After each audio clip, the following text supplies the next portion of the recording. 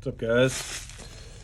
Looks like we got a good one today. Got Oath of the Gatewatch, which should be interesting for those Pioneer fans. Getting set up here, so we're all ready to go.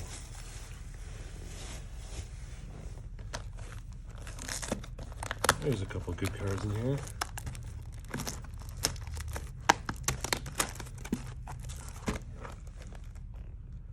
One second.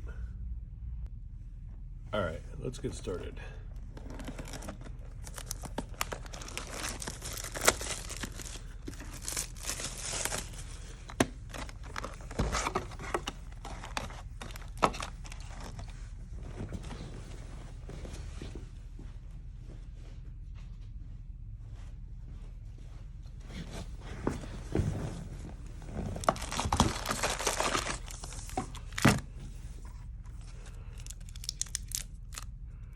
Tab?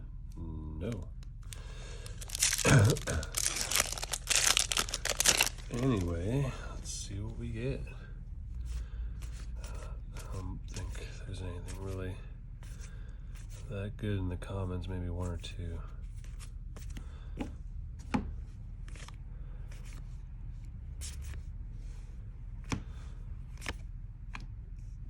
That's our first foil rare. Deep Fathom Skulker.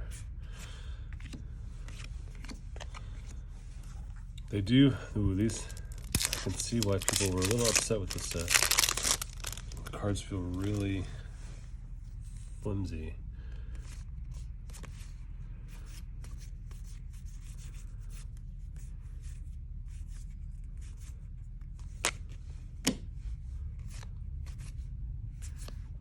There we go. Matter Reshaper.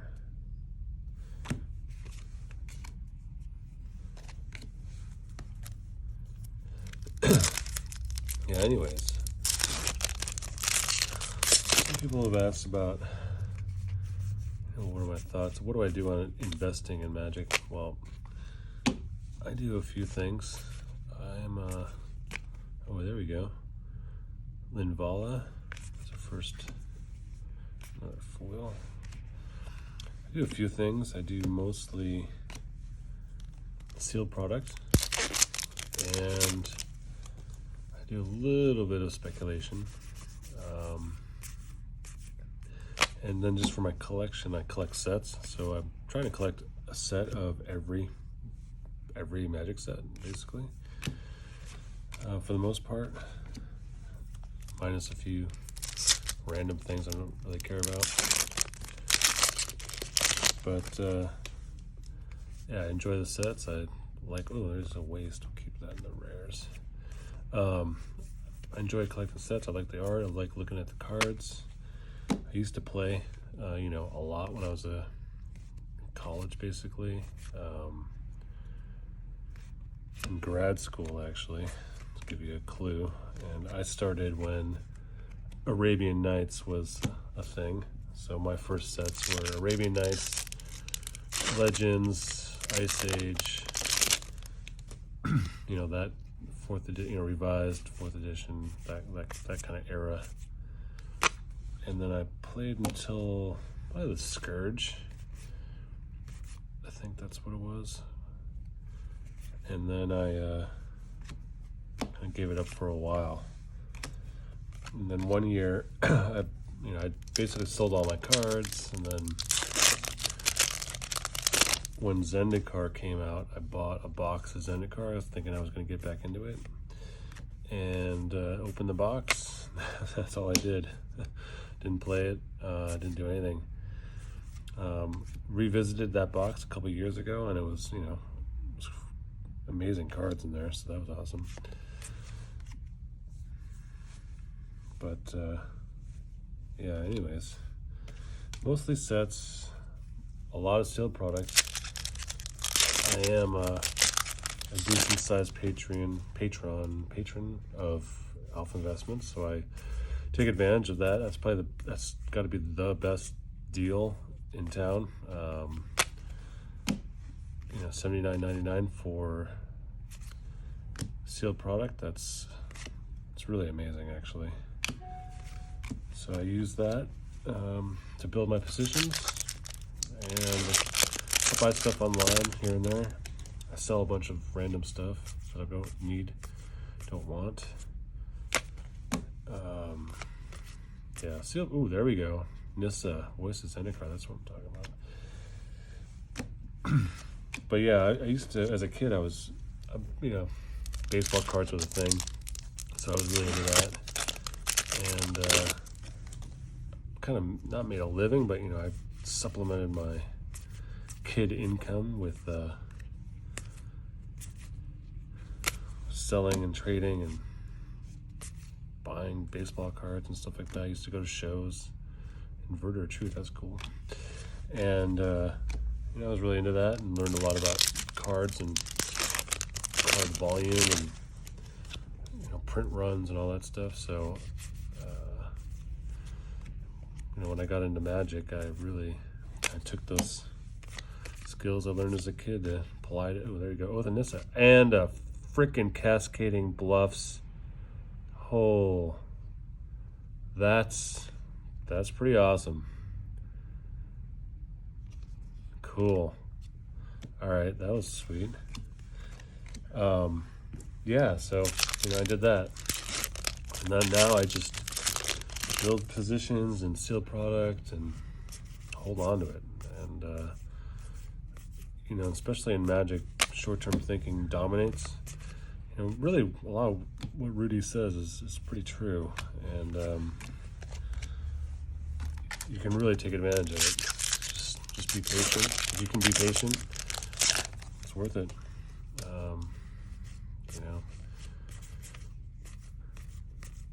So I try to hold on to stuff. I open stuff because I like it. It's fun. Sell the excess. I build the sets off the boxes that I open, and then I sell the excess. That's it. But with all the changes Wizards is introducing, it's hard to say what's going to, you can't say what's going to happen. No one knows. It's predicting the future is impossible.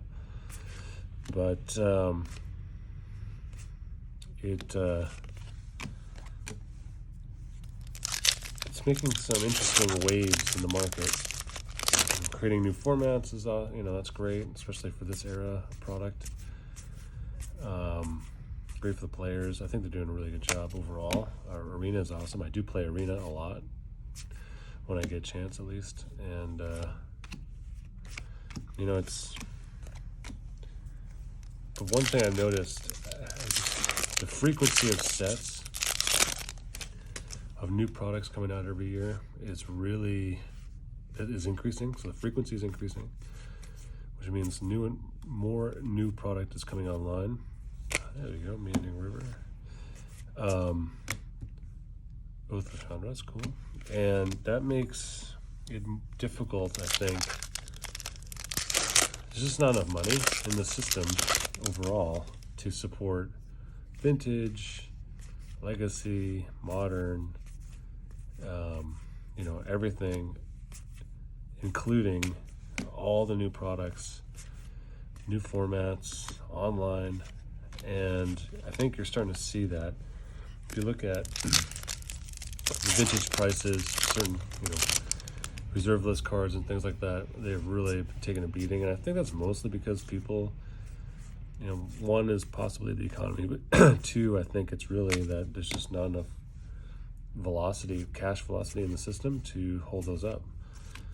So once you start stripping the money out of one area of the Magic economy, then you're going to feel it somewhere else. So I've kind of made this point a lot earlier on different forums, but basically with new product coming out as fast as it is delivered of form, you're just not going to see the same price increases on other products because there's no money there. Especially when they have things like collector's boxes on top of the standard box. It's just, on the margin, that really drains cash going into other products. So I think you're gonna see more of it. So it's a way of Wizards capturing capturing the money that's in the secondary market. For what it's worth, that's what's happening. I don't see that so much on sealed products, but I definitely see it on. You can see it on singles. X this Pioneer format boost, which you've seen, but if you look back on last year, you'll see prices have been hurting a little bit on a lot of different types of products, or singles mostly. So yeah, it'll be interesting to see what happens in the future. I'm not sure what's gonna go on, but overall, I'm pretty positive on the entire Magic product system, even though it's hurting some of the reserve list prices and things like that, which I think is a good time if you're a real collector, if you really like the stuff, get it. This is time to get it, or start building positions at least. Oh, there we go. Start building positions of cards you like, or cards you wanted that were too expensive recently. So why not get into it now, or at least get a list of things that you're interested in. Start watching it. Get like an Echo MTG account or something and start tracking stuff. It's a good time to do it. And then when you're ready, just when prices start to suffer even more, you can start to dabble and dip in there.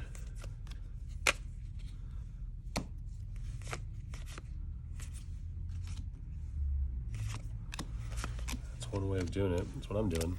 I have a bunch of stuff in that era that I want to get, and I've been kind of waiting. Just felt like prices were a little too high over the last couple years. A couple deals here and there, but for the most part, I'm just waiting, and I think I'm getting closer to getting stuff that I like. One thing I trade up a lot of times. I'll get stuff and I'll trade it through, mostly Card Kingdom. Oh, Hissing Quagmire, there you go.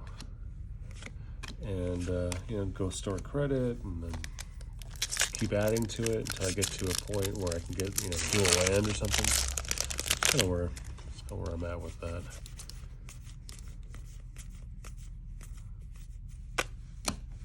But it's definitely an interesting time in the Magic space.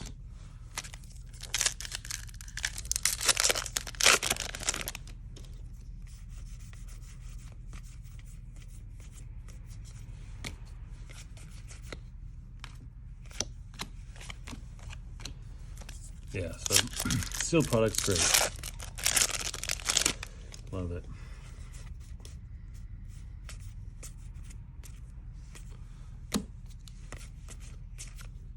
Wandering Fumarole. Wow, we got a what are they called? Zendikar, one of the special lands. That's pretty sweet.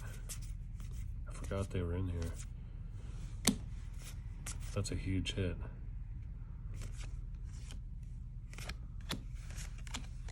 I think I'm missing that really good card. I forget what it is, the black card. Can't remember. Too many cards. I just got that. General Tazri.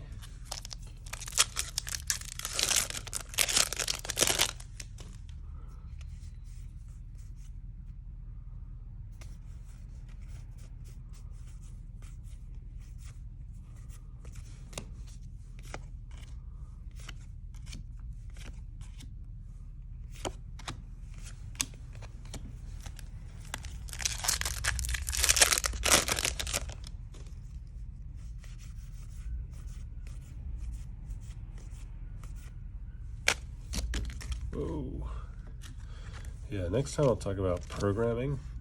Not computer programming, but how programming affects prices. And what I mean by programming is people or when Wizards does something like, introduces a new format, what does that do? I can see how that just changes everything. In a sense, every new standard set is a change in programming, and it ripples through the entire system, changing prices. Acts like a catalytic event. I'll talk about that next time. All right, guys, that is all.